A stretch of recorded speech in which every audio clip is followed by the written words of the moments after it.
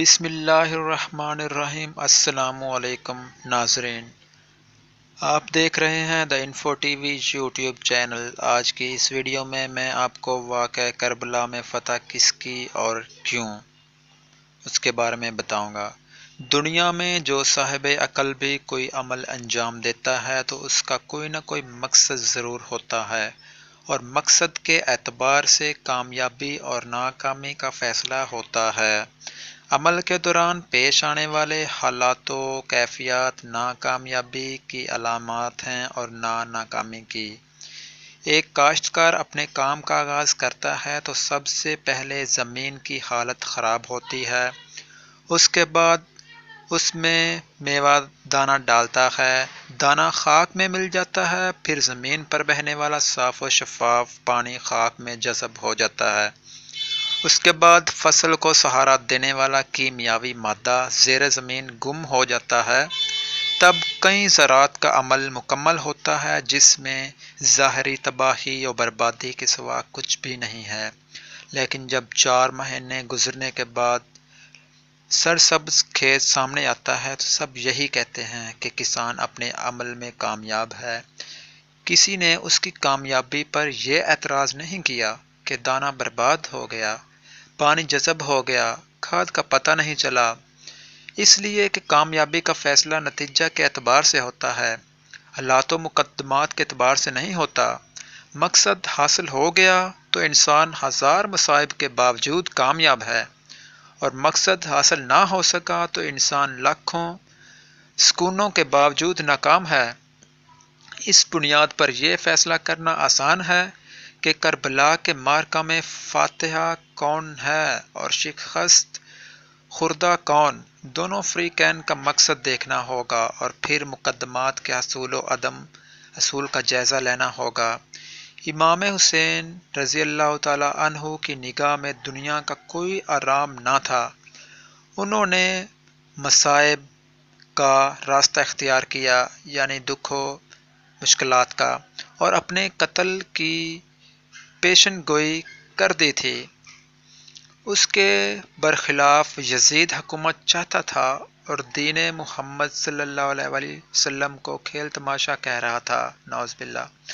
اب امام حسین رضی اللہ تعالی عنہ کا اور یزید کا معرکہ صرف اس مرحلے پر تھا کہ دین باقی رہے یا مٹ جائے، رسالت کی حقیقت و واقعات ثابت ہو یا بنی ہاشم کا کھیل تماشا ثابت ہو جائے۔ یزید نے سارا زور صرف کر دیا کہ رسالت تماشا بن جائے، دین فنا ہو جائے، اور ابو سفیان کے قول کے مطابق یہ گیند بنی امیہ کے گرد ناچتی رہے، جبکہ امام حسین رضی اللہ تعالی عنہ کا سارا جہاد اس مقصد کے لیے تھا کہ دین الہی باقی رہ جائے، رسالت کا وقار زندہ رہے، اسلام کے آبرو ضائع نہ ہونے پائے، چاہے اس راہ میں میری لاش پامال ہو جائے اور میرا بھرا گھر اجڑ جائے۔ ان حالات میں نتیجہ بالکل سامنے ہے، اگر یزید انکار رسالت میں ناکامیاب ہو جائے تو معاذ اللہ امام حسین رضی اللہ تعالیٰ عنہ اپنے مقصد میں کامیاب نہ ہوئے،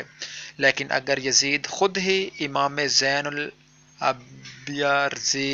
کے خطبہ کو قطع کرنے کے لیے اعلان کرائے،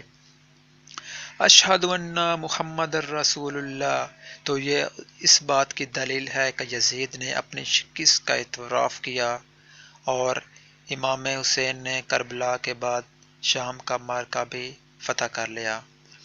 اگر یزید شراب و بدکاری و عیاری کو مذہب میں روا رکھ سکے تو وہ اپنے مقصد میں کامیاب ہے، اور امام حسین رضی اللہ تعالیٰ عنہ کی قربانی ضائع ہو گئی، اور اگر یزید کی حمایت کرنے والے بھی شراب و بدکاری کو برا اور حرام کہہ رہے ہیں تو یہ علامت ہے کہ امام حسین کامیاب ہیں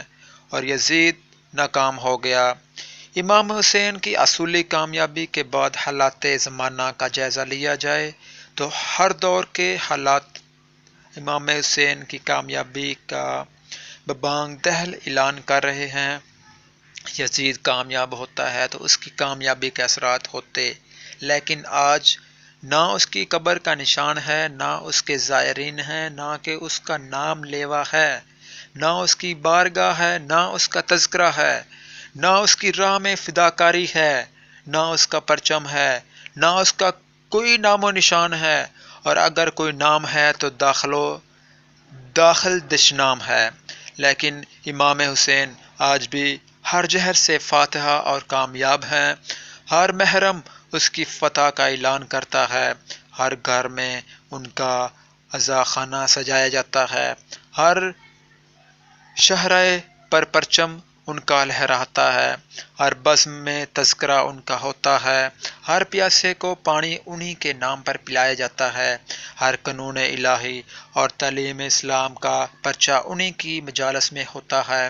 ہر اخبار انہی کا تذکرہ کرتا ہے، ہر رسالہ انہی کا نمبر نکالتا ہے، ہر مسلمان انہی کو خراج عقیدت پیش کرتا ہے، ہر شریف غیر مسلم انہی کی بارگاہ میں سر نیاز جھکاتا ہے، ہر مورخہ انہی کو طریق ساز قرار دیتا ہے، ہر مفکر انہی کے فلسفہ جہاد کو اپناتا ہے، ہر ادیب انہی کو صبر و استقلال کی علامت قرار دیتا ہے، ہر انقلابی انہی کو رہبر تسلیم کرتا ہے، ہر مومن انہی کو اپنے سردار تسلیم کرتا ہے، ہر حق انہی کے گرد چکر لگاتا ہے، ہر باطل انہی کے نام سے گھبراتا ہے، ہر سپاہی کو انہی کے جہاز سے حوصلہ ملتا ہے، اور ہر نہتے انسان کے لیے انہی کی داستان استقلال اختیار کا کام کرتی ہے۔ غرض امام حسین غریبوں کا سہارا، اسلام کا عزم جاودان، مجاہدوں کی طاقت، شریعت کے پاسباں اور محمدیت صلی اللہ علیہ وسلم کی ادبی نگراں ہیں۔ اسی لیے امام حسین کو خراج عقیدت پیش کرتے ہوئے